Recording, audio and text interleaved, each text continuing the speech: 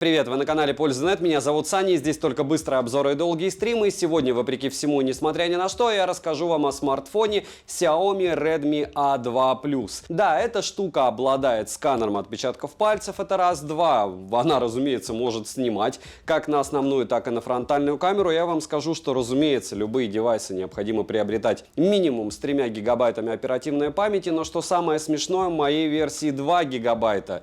И я вам скажу, что она не особо и тормозит, потому что я тестировал много супербюджетных устройств, и да, здесь Helio не очень хороший процессор с одной стороны, с другой стороны в каких-то сценариях из разряда Antutu это дело не проходит, но в YouTube он не тормозит, какие-то баллы в бенчмарках он показывает, камера работает неплохо, примеры вы увидите, и в целом смартфон по-хорошему меня удивил, есть о чем рассказать, учитывая тем более, что его постоянно скидывают, и сейчас его стоимость в прямом смысле копейки. А здесь у нас и мини-джек, и по большому счету все необходимое для того, чтобы пользоваться смартфоном комфортно. Даже звук не полный хлам. Смотрим.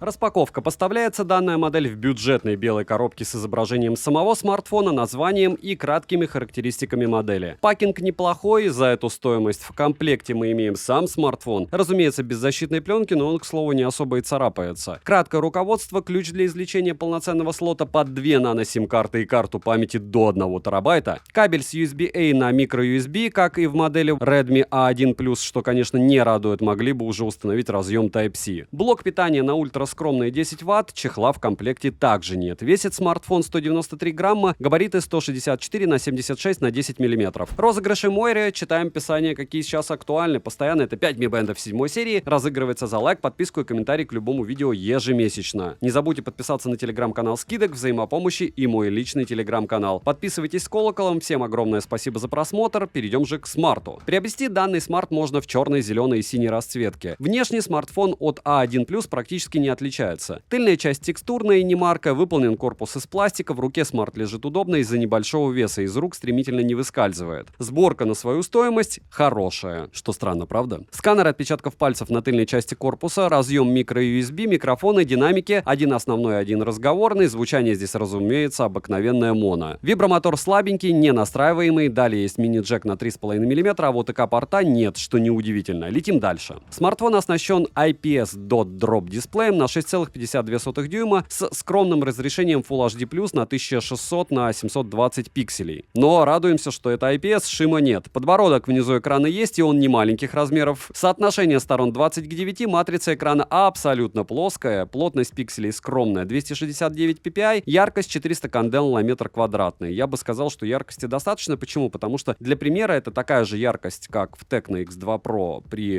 игре, допустим, в PUBG в течение 30 минут, как и во многих других смартфонах, включая Samsung K54. Вы чуть-чуть поиграете и получаете точно такую же яркость. При прямом попадании света на экран яркости не хватает, в целом, что и стоило ожидать от IPS-экрана. Частота обновления экрана стандартная 60 Гц и довольно все плавненько. Мультитач поддерживается, и экран неплохо откликается на 10 пальцев одновременно. Экран, как для бюджетного смартфона, в целом неплохой, но такой же экран стоял в A1+.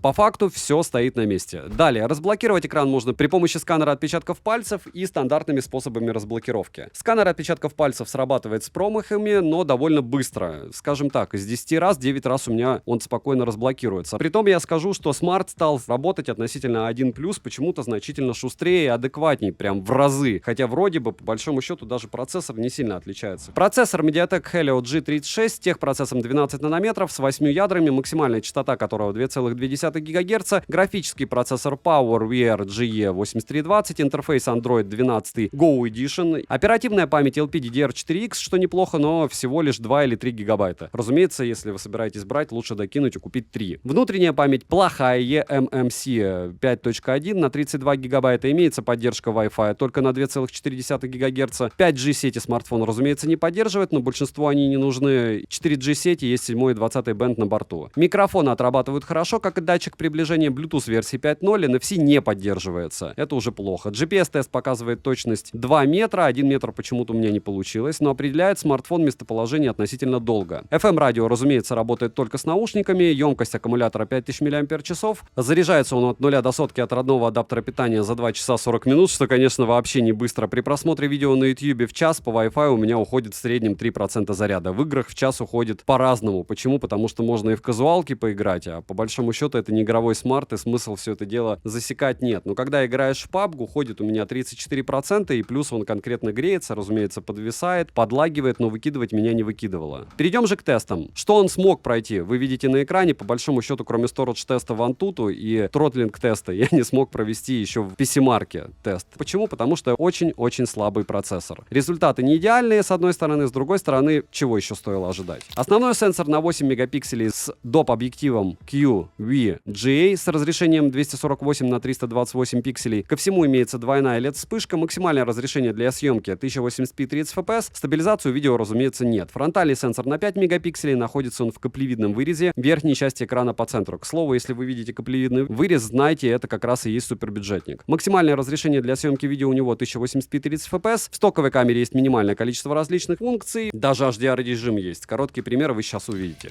1080p 30 fps, и, кстати, самое смешное, что ужасные условия для съемки, но качество картинки я не назову ужасным, потому что, ну, что-то он пытается все равно снимать, и как-то у него получается. 1080p 30 fps, ночной большой Будда и, разумеется, VX4. Неудивительно, качество плохое, такое должно быть.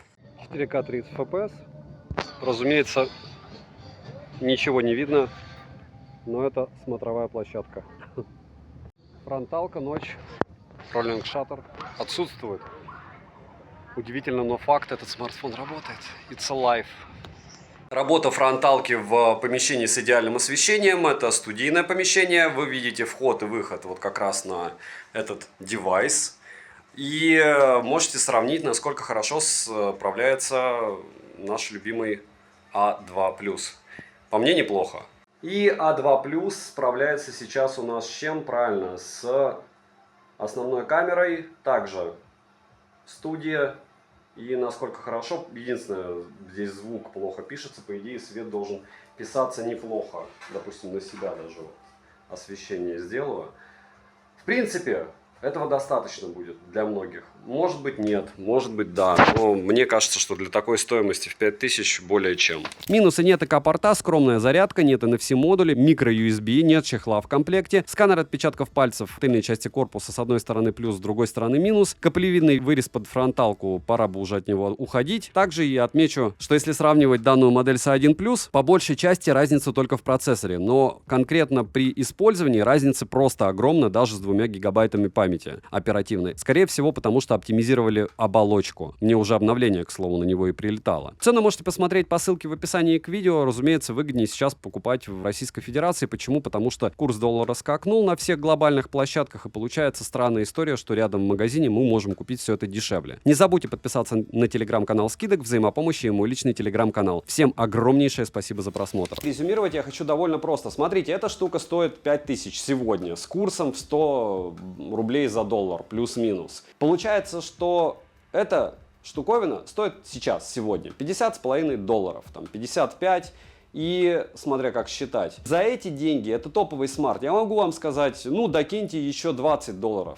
Но кто не совсем понимает, когда вам говорят, покупайте не за 5, а за 7 тысяч рублей, это разница в 40%. Посчитайте, сколько 40%, допустим, от 30 тысяч рублей. Ощущаете? А от 50. Это совсем другие аппараты. И здесь такая же история. Это звонилка за 5000. При необходимости вы сможете поиграть в тот же PUBG Lite, притом не полчаса даже, я играл довольно долго.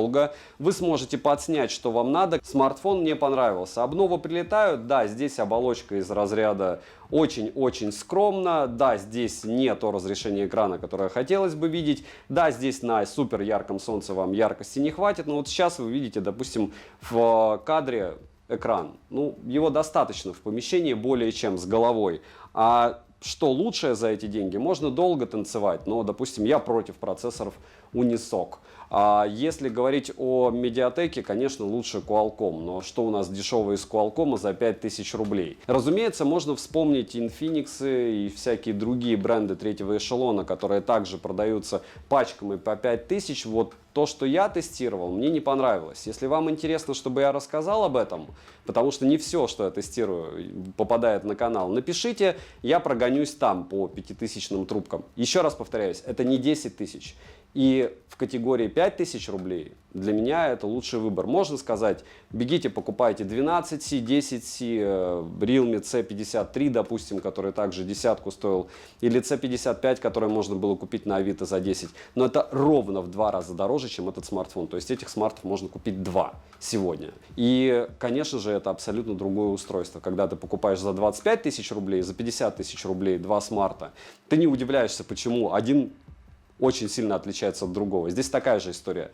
Если вы купите смарт за 10 тысяч рублей, он будет очень сильно отличаться от смарта за 5 тысяч рублей. Еще раз пишите, супербюджетники вам интересны или нет. Девайсу от меня однозначно да, он у меня не умер, он у меня не первый день и не первую неделю.